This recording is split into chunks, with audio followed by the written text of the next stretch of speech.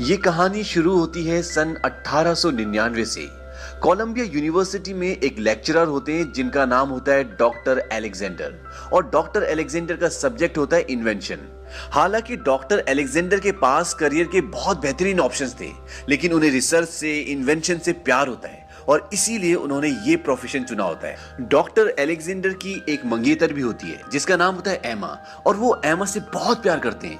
एक शाम को जब वो एमा से मिलने जाते हैं तो वहां पे एक चोर आ जाता है और वो एमा को गोली मार देता है, और इस हादसे में एमा की मौत हो जाती है। और इससे डॉक्टर अलेक्जेंडर पूरी तरह से टूट जाते हैं। वो इस सदमे को बर्दाश्त कर ही नहीं पाते, और अब डॉक्टर अलेक्जेंडर ये डिसाइड करते हैं कि वो एक टाइम मशीन बनाएंगे और उस टाइम मशीन से वो भूतकाल में जाकर, पास्ट में जाकर एमा को बचा लेंगे ताकि वो जिंदगी भर उसके साथ रह सकें। और इसके लिए वो दिन रात एक कर देते हैं। अब जिस दौरान वो अपनी रिसर्च कर रहे होते हैं उसी दौरान उनका एक दोस्त होता है जिसका नाम होता है डेविड। वो बार बार आकर उन्हें समझाता है कि इन सब चीजों से बाहर आओ, एमा मर चुकी है और अब वो वापस कभी नहीं आ सकती। लेकिन डॉक्टर अलेक्जेंडर उसकी बात पे ज्यादा ध्यान नहीं देते और अपना पूरा टाइम, पूरा वक्त अपनी रिसर्च को देते हैं, और 4 साल की कड़ी में वो टाइम मशीन बना लेते हैं। और ये सन होता है सन 1903। अब डॉक्टर अलेक्जेंडर उस टाइम मशीन में बैठते हैं और भूतकाल में ट्रैवल करना शुरू करते हैं, और वो उसी वक्त में पहुंच जाते हैं, यानी कि सन 1899 की उसी शाम को, जिस शाम को एमा का मर्डर हुआ था। और वहां पर उन्हें एमा मिलती है। एमा को देखकर वो बहुत खुश होते हैं और वो वहां से कहीं और चले जाते हैं। लेकिन वहां पर भी एमा का एक घोड़ा गाड़ी से एक्सीडेंट होता है और उसकी मौत हो जाती है। और डॉक्टर अलेक्जेंडर ये समझ जाते हैं कि मैं कितनी भी कोशिश कर लूं, मैं पास्ट को चेंज नहीं कर सकता। लेकिन डॉक्टर अलेक्जेंडर ये सोचते हैं कि शायद जिन सवालों का जवाब मेरे पास ना हो सकता है कि भविष्य के मानव ने, फ्यूचर के लोगों ने इस पहेली का, इन सवालों का जवाब ढूंढ लिया हो। और अब वो ये डिसाइड करते हैं कि वो फ्यूचर में जाएंगे और इस सवाल का जवाब लेकर आएंगे, फिर पास्ट में जाकर एमा को बचा लेंगे। और इसके बाद वो अपनी मशीन में बैठते हैं और फ्यूचर में ट्रैवल करते हैं। और अब डॉक्टर अलेक्जेंडर पहुंच जाते हैं सन 2030 में। और 2030 में पहुंचने के बाद वो न्यूयॉर्क की एक पब्लिक लाइब्रेरी में जाते हैं ताकि वो ये सब पढ़ सके, ये सब जान सके कि साइंस ने कितनी तरक्की की है। अब जब वो लाइब्रेरी में जाते हैं तो वहां पर उन्हें एक कंप्यूटराइज होलोग्राफिक इमेज दिखती है जिसका नाम होता है वॉक्स 114। और वो उससे बात करते हैं, पूछते हैं कि टाइम मशीन के बारे में तुम क्या जानते हो। वॉक्स 114 उन्हें बोलता है कि टाइम ट्रेवल का आविष्कार आज तक इस धरती में हुआ ही नहीं है। और ये सुनने के बाद डॉक्टर अलेक्जेंडर बहुत डिसअपॉइंट होते हैं क्योंकि उन्हें उनका आंसर यहां नहीं मिला होता। और वो तय करते हैं कि मुझे और भी आगे जाना चाहिए। हो सकता है कि भविष्य के मानव ने, जो इनसे भी एडवांस हैं, उन्होंने टाइम ट्रेवल का आविष्कार किया हो और मेरे सवालों का जवाब उनके पास हो। अब वो अपनी मशीन में बैठते हैं और दोबारा वहां से और आगे जाते हैं। और अब डॉक्टर अलेक्जेंडर पहुंच जाते हैं 7 साल आगे, यानी कि सन 2037 में। इस वक्त साइंस ने बहुत तरक्की कर ली है। इंसान चांद पर मानव बस्ती बसाने में कामयाब हो चुका है, लेकिन उन्हीं लोगों की वजह से चांद में अब दरार पड़ चुकी है, चांद टूट रहा है, चांद खराब हो रहा है और चांद पृथ्वी के बहुत नजदीक आ चुका है। और जिसकी वजह से पृथ्वी पर तूफान आते हैं, भूकंप आते हैं और अब पृथ्वी रहने लायक नहीं रही। अब डॉक्टर अलेक्जेंडर अपनी मशीन से उतरकर ये सब देख ही रहे होते कि वहां पे 2 सोल्जर आ जाते हैं और वो उन्हें रेस्क्यू करना चाहते हैं, उन्हें पकड़ लेते हैं। लेकिन तभी ये दिखाते हैं कि धरती फटना शुरू हो जाती है। और इसके बाद डॉक्टर अलेक्जेंडर अपनी मशीन की तरफ भागते हैं और अपनी मशीन में बैठ जाते हैं और मशीन को स्टार्ट कर देते हैं। लेकिन धरती फटने की वजह से उनकी मशीन बुरी तरह हिलती है और उनके सिर में चोट लग जाती है और वो बेहोश हो जाते हैं। लेकिन अब मशीन चालू हो चुकी है, वो भविष्य में यात्रा कर रहे हैं और वो भविष्य में बहुत आगे निकल जाते हैं। और इसी यात्रा के दौरान उन्हें कुछ पलों के लिए होश आता है और वो अपनी टाइम मशीन को रोक देते हैं और वो पहुंच जाते हैं सन 8,02,701 में। और अब धरती पूरी तरह से बदल चुकी है, जिस तरह से दिखाया गया था कि सन 2037 में चांद के विनाश के कारण धरती पे तूफान आते थे, भूकंप आते थे और धरती पूरी तरह से बंजर हो रही थी। वहीं अब ये दिखाते हैं कि पूरी धरती पे हरियाली हरियाली है। लेकिन इस सदी में टेक्नोलॉजी का नामो निशान नहीं है। इंसान बहुत कम बचे हैं और वो आदिवासियों की तरह जिंदगी जीते हैं। अब जब डॉक्टर अलेक्जेंडर की टाइम मशीन रुकती है तो वो बेहोशी की हालत में होते हैं और जब उन्हें होश आता है तो एक घर में होते हैं, लेकिन उनके शरीर पर एक भी कपड़ा नहीं होता। उनके सारे कपड़े उनके पास रखे होते हैं, वो अपने कपड़े पहनते हैं। तभी वहां पर एक बच्चा आता है। अब डॉक्टर अलेक्जेंडर उससे बात करना चाहते हैं लेकिन वो बाहर निकल जाता है और डॉक्टर अलेक्जेंडर भी उसके पीछे पीछे बाहर जाते हैं। और बाहर जाके वो देखते हैं कि बहुत ही खूबसूरत बस्ती होती है जो पहाड़ की चट्टान पर बहुत ही सेफ तरीके से बनाई होती है। कहने का मतलब यह है कि इस सदी में लोग ईंट, पत्थर, सीमेंट से घर नहीं बनाते बल्कि चट्टान को काट काटकर उसके अंदर घर बनाते हैं और यहाँ पर रहने वाले लोगों को इलॉय कहते हैं। और ये जो जगह है आज से लाखों साल पहले ये न्यूयॉर्क का मैनहट्टन शहर था जो आज इस तरह से पूरी तरह परिवर्तित हो गया है। अब जब अलेक्जेंडर बाहर आ जाता है तो उसको देखकर पूरी बस्ती वाले उसके चारों तरफ जमा हो जाते हैं। लेकिन यहाँ पर एक और प्रॉब्लम होती है कि ये जो बस्ती वाले लोग हैं इनकी अपनी कोई भाषा होती है, ये लोग इंग्लिश नहीं बोलते और जब वो देखते हैं कि अलेक्जेंडर उनकी भाषा नहीं जानता तो उन्हें ये लगता है कि इस इंसान से हमें खतरा हो सकता है और वो लोग ये डिसाइड करते हैं कि अब हम इसे मार देंगे। लेकिन तभी वहां पर मारा आ जाती है और मारा वही लड़की होती है जो अलेक्जेंडर को बचाकर यहां तक लाई होती है और मारा को इंग्लिश बोलनी भी आती है। दरअसल इस सदी में भी कुछ लोग इंग्लिश बोलना जानते हैं लेकिन उनकी गिनती बहुत कम है। अब मारा अलेक्जेंडर से उसके बारे में पूछती है तो अलेक्जेंडर अपने बारे में उसको सब कुछ सच सच बता देता है। लेकिन मारा ये सारी बातें अपने लोगों को नहीं बताती क्योंकि वो जानती है कि ये लोग इस पर विश्वास नहीं करेंगे और ये उसे मार देंगे, इसीलिए उसकी जान बचाने के लिए उन्हें उसकी सच्चाई नहीं बताती। इसके बाद अगले सीन में ये दिखाते हैं कि रात हो जाती है और रात को अलेक्जेंडर सो जाता है और नीचे मारा और उसका भाई सो जाते हैं। जिस छोटे लड़के के पीछे अलेक्जेंडर बाहर आया होता है वो मारा का भाई होता है। अब इस रात को एक अजीब सी बात होती है। रात को अलेक्जेंडर को एक सपना आता है कि जंगल में उसे कोई पुकार रहा है और कोई सफेद चेहरे वाला आदमी उसके सामने आता है। उसके बाद वो एक गुफा के सामने जाता है जिसमें बहुत बड़े बड़े दांत टाइप का दरवाजा होता है और वो खुलता है और इसके बाद अलेक्जेंडर डर के उठ जाता है। उसी टाइम ये दिखाते हैं कि मारा का भाई भी नीचे डर के उठ जाता है और इन दोनों ने एक ही सपना देखा है। अब जब वो सब उठ जाते हैं तो वो देखते हैं कि अलेक्जेंडर की घड़ी वहां पर नहीं होती। उसके बाद मारा उसे बताती है कि यहाँ पर जितने भी लोग हैं वो सभी ये सपना देखते हैं। इसके बाद वो सब सो जाते हैं और अगले दिन मारा उसको एक जगह ले जाते हैं जहां पर ये दिखाते हैं कि न्यूयॉर्क शहर की जो आज से लाखों साल पहले बहुत फेमस बिल्डिंग्स थी वो अब जमीन के नीचे बहुत गहरी धंस चुकी हैं। इसके बाद मारा अलेक्जेंडर से पूछती है कि तुम इतनी दूर क्यों आए, मतलब तुम भूतकाल से भविष्य में क्यों आए। अलेक्जेंडर इस बात का जवाब नहीं देता, किसी को खोया है। अलेक्जेंडर बोलता कि हाँ, और इसीलिए मैंने टाइम मशीन बनाई थी ताकि भूतकाल में जाकर सब कुछ ठीक कर दूं, लेकिन मैं ऐसा नहीं कर पाया और इसीलिए मैं भविष्य में आया हूं ताकि मैं जान सकूं कि मैं भविष्य को कैसे चेंज कर सकता हूं, यानी कि भूतकाल में जाकर आने वाले टाइम को कैसे बदल सकता हूं। इसके बाद वो लोग वहां से चले जाते हैं और उस जगह पर पहुंच जाते हैं जहां पर अलेक्जेंडर की टाइम मशीन होती है।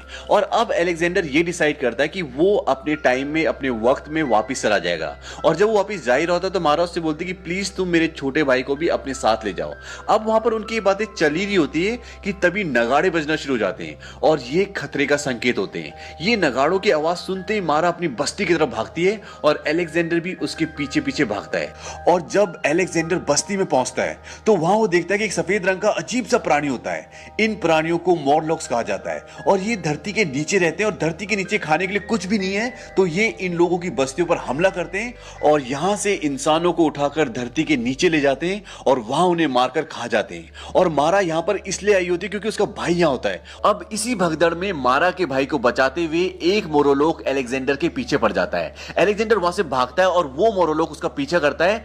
इसके बाद अलेक्जेंडर एक ऊंची जगह पे चढ़ जाता है और वो भी उसके पीछे चढ़ जाता है, लेकिन इसके बाद ये दिखाता है कि वो मोरोलोक नीचे गिर जाता है और अलेक्जेंडर उसके ऊपर गिर जाता है। अब अलेक्जेंडर उसके हाथों में होता है। तभी एक सायरन बजता है और वो मोरोलोक वहां से भाग जाता है। दरअसल ये सायरन उन्हीं के लोगों ने बजाया होता है क्योंकि वो वापस जा रहे होते हैं और सब एक साथ जमीन के अंदर धंसना शुरू हो जाते हैं। और यहाँ पे ये दिखाते हैं कि वो लोग मारा को पकड़कर अपने साथ ले जाते हैं। अलेक्जेंडर उन्हें बोलता है कि हमें मारा को बचाना होगा, लेकिन वहां के लोग बोलते हैं कि हम उनसे नहीं लड़ सकते क्योंकि वो हमसे बहुत ताकतवर हैं और अब मारा को बचाना नामुमकिन है। लेकिन अलेक्जेंडर बोलता है कि मैं किसी भी कीमत में मारा को बचाऊंगा। अब वो मारा के भाई से बोलता है कि मुझे बताओ कि ये लोग कौन है और कहां से आते हैं। इसके बाद मारा का भाई उसे एक जगह ले जाता है और ये न्यूयॉर्क की वही लाइब्रेरी होती है जहां पर अलेक्जेंडर टाइम ट्रेवल करके सन 2030 में गया था। अब लाइब्रेरी के अंदर जाने के बाद अलेक्जेंडर को वही होलोग्राफिक कंप्यूटराइज्ड लाइब्रेरियन दिखता है जो उसे आज से 8 लाख साल पहले यानी कि सन 2030 में दिखा था। ये अभी भी अच्छे से फंक्शन कर रहा होता है और ऐसा शायद इसलिए है क्योंकि यहाँ का सारा इलेक्ट्रिक सिस्टम सोलर सिस्टम से कनेक्टेड है, तो इसीलिए ये चार्ज हो जाता है और आज भी ये सिस्टम काम कर रहा है। अब अलेक्जेंडर उससे पूछता है कि यहाँ ये सब क्या हो रहा है, ये लोग कौन है जो जमीन के नीचे से आते हैं और लोगों को उठाकर ले जाते हैं। वो बताता है कि जब चांद खत्म हुआ था उसके बाद कुछ लोग जमीन के नीचे चले गए थे और कुछ लोग जमीन के ऊपर ही थे, और जो लोग जमीन के ऊपर रह गए आज उन्हें इलॉय कहा जाता है, और जो लोग जमीन के नीचे चले गए थे वो हजारों साल तक जमीन के नीचे रहे और उसके बाद उस जमीन के ऊपर इसलिए नहीं आ पाए क्योंकि वो धूप की रोशनी को बर्दाश्त नहीं कर पाते और धीरे धीरे वो शारीरिक और मानसिक रूप से पूरी तरह बदल गए और आज उन लोगों को मॉरलॉक्स कहा जाता है। दरअसल ये पास्ट के ह्यूमन बीइंग्स ही हैं जो आज मॉरलॉक्स बन चुके हैं और जमीन के नीचे खाने के लिए कुछ नहीं होता, इसीलिए ऊपर ये मानव की बस्ती में आते हैं, उन्हें उठा के ले जाते हैं और उन्हें खाते हैं। अब ये कंप्यूटराइज्ड लाइब्रेरियन उसे मॉरलॉक्स तक पहुंचने का रास्ता बताता है और जब वो जंगल के रास्ते वहां तक पहुंचता है तो देखता है कि वहां पर वही दांतों वाली गुफा होती है जो उसे सपने में आई होती है। अब वो मारा के भाई को बोलता है कि तुम यहां से वापस जाओ और मैं तुमसे वादा करता हूं कि मैं तुम्हारी बहन को वापस जरूर लेके आऊंगा। और इसके बाद वो उस गुफा के अंदर चला जाता है। अंदर जाने के बाद वो देखता है कि वहां पे कई सारे लोगों की हड्डियां, कंकाल, ये सब पड़ा होता है। यहाँ पर ये भी दिखाते हैं कि जमीन के अंदर बहुत सारी सुरंगें जो एक दूसरे से कनेक्टेड है और यहाँ पे बहुत बड़ी बड़ी मशीन्स भी चल रही हैं। दरअसल ये एग्जॉस्ट फैन होते हैं जिसके जरिए ये जमीन के नीचे हवा लेकर आते हैं और एक जगह ये भी दिखाते हैं कि बहुत सारे मॉरलॉक्स काम कर रहे होते हैं। इससे ये पता चलता है कि इनके अंदर अभी भी दिमाग है और ये टेक्नोलॉजी को यूज करते हैं। हालांकि इनकी टेक्नोलॉजी बहुत ही बेसिक किस्म की होती है। अब जब अलेक्जेंडर आगे बढ़ रहा होता है तो एक जगह गिर जाता है जहां पर पानी होता है और उसके गिरने से एक मॉरलॉक को पता चल जाता है कि यहां पर कोई है और जब वो वहां पर आता है तो देखता है कि वहां पे अलेक्जेंडर होता है और वो उसे पकड़कर एक जगह ले जाता है जहां पर वो देखता है कि वहां पर मारा भी है, उसको एक पिंजरे में बंद किया हुआ है और वहीं पर ये दिखाते हैं कि इन सब का जितने भी मॉरलॉक्स होते हैं उन सब का बॉस वहां पर बैठा होता है और वो लगभग इंसानों की तरह ही दिखता है लेकिन उसका पूरा फेस बिल्कुल व्हाइट होता है। अब यहां पर मारा बिल्कुल शांत होती है, वो एक ही तरफ देख रही होती है और इसका रीजन ये होता है जो इन मॉरलॉक्स का बॉस होता है इसके अंदर बहुत सारी शक्तियां होती है और इसने मारा को अपने वश में किया होता है और इसके अंदर दूसरे लोगों के दिमाग को रीड करने की भी पावर होती है और वो अलेक्जेंडर को ये भी बताता है कि यहाँ पर जितने भी मॉरलॉक्स है उन्हें मैं अपने माइंड से कंट्रोल कर सकता हूँ। इसके बाद वो अलेक्जेंडर को बोलता है कि मुझे पता है कि तुम टाइम ट्रेवल के थ्रू यहाँ तक आए हो और तुम अब वापस चले जाओ और एक बात और याद रखो, तुम कितनी भी कोशिश कर लो तुम पास्ट में जाकर फ्यूचर को नहीं बदल सकते। अगर तुम ये सोचते हो कि तुम पास्ट में जाकर अपनी गर्लफ्रेंड को बचा लोगे और फ्यूचर में वो तुम्हारे साथ रहेगी तो ऐसा नहीं हो सकता। वो अलेक्जेंडर को बोलता है कि तुमने अपनी टाइम मशीन तभी बनाई जब तुम्हारी गर्लफ्रेंड मरी और अगर तुम उसे पास्ट में बचा लेते हो तो तुम अपनी टाइम मशीन बनाओगी नहीं और जब तुम्हारी टाइम मशीन बनी नहीं तो तुम पास्ट में पहुंचोगे कैसे। वो उसे ये समझाता है कि तुम पास्ट में तो जा सकते हो लेकिन पास्ट में कोई भी ऐसा काम नहीं कर सकते जिससे पूरा फ्यूचर चेंज हो जाए। इसे साइंस की दुनिया में विरोधाभास कहते हैं यानी कि पैराडॉक्स। इसके बाद वो अलेक्जेंडर को बोलता है कि तुम्हें तुम्हारा आंसर मिल गया, अब तुम अपने वक्त में अपनी दुनिया में वापस चले जाओ। यहां पर ये दिखाते हैं कि अलेक्जेंडर की टाइम मशीन भी इसी के पास होती है। उसकी टाइम मशीन लिफ्ट से नीचे आती है और वो बोलता है कि अब तुम वापस अपने समय में जा सकते हो। अलेक्जेंडर अपनी मशीन में बैठ जाता है। तभी ये दिखाते हैं कि अलेक्जेंडर की वो घड़ी जो मारा के घर से गायब हो गई थी वो भी इसी आदमी के पास होती है। वो उसकी घड़ी वापस देने के लिए आता है, तब तक वो अपनी टाइम मशीन स्टार्ट कर चुका होता है और इसके बाद अलेक्जेंडर उसे टाइम मशीन के अंदर खींच लेता है और उन दोनों के बीच में लड़ाई शुरू हो जाती है। हालांकि अलेक्जेंडर उसके सामने टिक नहीं पाता क्योंकि वो बहुत स्ट्रांग होता है और वो अपना चाकू निकालता है और अलेक्जेंडर को मारने वाला होता है। तभी अलेक्जेंडर अपने आप को बचाने के लिए वहां पर एक मीटर होता है जिसमें एयर प्रेशर बनता है, वो उसको तोड़ देता है और उसकी पूरी एयर उसके मुंह पर जाकर गिरती है और अलेक्जेंडर उसे धक्का देकर मशीन से बाहर लटका देता है। अब वो अपने दोनों हाथों से अलेक्जेंडर का गला पकड़ लेता है और उसकी पूरी बॉडी मशीन के बाहर होती है। इसके बाद ये दिखाते हैं कि अलेक्जेंडर बड़ी मुश्किल से टाइम मशीन को फ्यूचर में भेजने के लिए ऑन कर देता है। अब जैसे ही टाइम मशीन फ्यूचर में आगे बढ़ने लगती है तो उसकी बॉडी जो बाहर होती है वो वक्त के साथ बूढ़ी होना शुरू हो जाती है और धीरे धीरे ये दिखाते हैं कि उसकी बॉडी कंकाल बनकर वहां से गायब हो गई, लेकिन उसके जो हाथ मशीन के अंदर होते हैं वो एज इट इज वैसे ही होते हैं। अब जब उसकी टाइम मशीन रुकती है तो वो सन 63,54,27,810 में पहुंच जाता है और वहां देखता है कि धरती पूरी तरह से बंजर हो चुकी है और चारों तरफ उसे मॉरलॉक्स की गुफाएं दिख रही होती है। वो समझ जाता है कि मॉरलॉक्स ने पूरी धरती पे कब्जा कर लिया है और इलोय सभ्यता का पूरी तरह से विनाश कर दिया है। अब अलेक्जेंडर को यह तो पता चल जाता है कि वो अपनी मंगेतर को पास में जाकर बचा नहीं सकता, लेकिन अगर मैं चाहूं तो मारा को बचा सकता हूं। इसके बाद वो अपनी टाइम मशीन में बैठता है, उसे स्टार्ट करता है और उसी वक्त में वापस आ जाता है जहां पर मारा को उन लोगों ने बंदी बना रखा है। अब वापस आने के बाद वो सबसे पहले मारा को छुड़ाता है, उसके बाद वो अपनी टाइम मशीन को स्टार्ट करता है और उसे फ्यूचर में जाने के लिए सेट कर देता है, लेकिन साथ ही वो अपनी घड़ी की चेन उसके गियर में फंसा देता है ताकि टाइम मशीन समय में आगे पीछे कहीं भी ना जा सके और उससे जो ब्लास्ट हो उससे सारे के सारे मॉरलॉक्स मर जाएं। अब वो दोनों भागते हैं और उनके पीछे बहुत सारे मोरलॉक्स होते हैं। तब ये दिखाते हैं कि एक दीवार से ऊपर जाने की कोशिश कर रहे होते हैं, यानी कि बाहर निकलने की कोशिश कर रहे होते हैं, और उनके पीछे काफी सारे मोरलॉक्स उसी दीवार पर होते हैं। तभी उसकी टाइम मशीन में एक जोरदार ब्लास्ट होता है। अब क्योंकि ये सारी सुरंगें, सारी गुफाएं एक दूसरे से कनेक्टेड हैं, तो उस ब्लास्ट से एक लेजर की तरह एक लेयर पैदा होती है, और उस लेयर के आगे जितने भी मोरलॉक्स आते हैं सब के सब मर जाते हैं। और जैसी वो लेजर मारा और अलेक्जेंडर तक पहुंचने वाली होती है कि वो दोनों उस गुफा से बाहर निकल जाते हैं और अंदर सारे मोरलॉक्स खत्म हो जाते हैं। अब यहां पर यह दिखाते हैं कि अलेक्जेंडर ने फ्यूचर में जाकर यह देख लिया था कि मोरलॉक्स ने पूरी धरती पे कब्जा कर लिया है। इसका मतलब उन्होंने एलॉय लोगों को मार दिया है। लेकिन वो यहां पर वापस आकर सारे मोरलॉक्स को मार देता है और फ्यूचर को चेंज कर देता है। इसके आगे मूवी में ये दिखाते कि अब अलेक्जेंडर की टाइम मशीन नहीं है, हालांकि वो बना भी सकता है, लेकिन वो ये डिसाइड करता है कि अब वो मारा के साथ इसी युग में रहेगा। और जो लाइब्रेरी में वॉक्स 114 नाम का रोबोट होता है, जो रोबोटिक इमेज होती है, वो वहां पर उस युग के बच्चों को पढ़ाने का काम उस रोबोट को देता है, यानी कि वो उस रोबोट को उन बच्चों का टीचर बना देता है। और यहां पर अब अलेक्जेंडर मारा के साथ खुश है और वो इस दुनिया को पूरी तरह से अपना चुका है। और वहीं दूसरी तरफ ये दिखाते हैं कि अलेक्जेंडर के वक्त में, यानी कि सन 1903 में, उसकी लैब में उसका दोस्त डेविड आता है। यहां से अलेक्जेंडर को गए हुए, यानी कि गायब हुए सिर्फ एक ही हफ्ता हुआ है। डेविड अलेक्जेंडर की मेड से बोलता है कि मैं अलेक्जेंडर के लिए बहुत खुश हूं, क्योंकि फाइनली उसे वो जगह मिल गई जहां पर वो खुश रह सकता है। और इसके बाद वो अपनी हैट उतारता है और फेंक देता है, यानी कि वो अलेक्जेंडर को ट्रिब्यूट देता है। और इसी के साथ ये मूवी खत्म हो जाती है।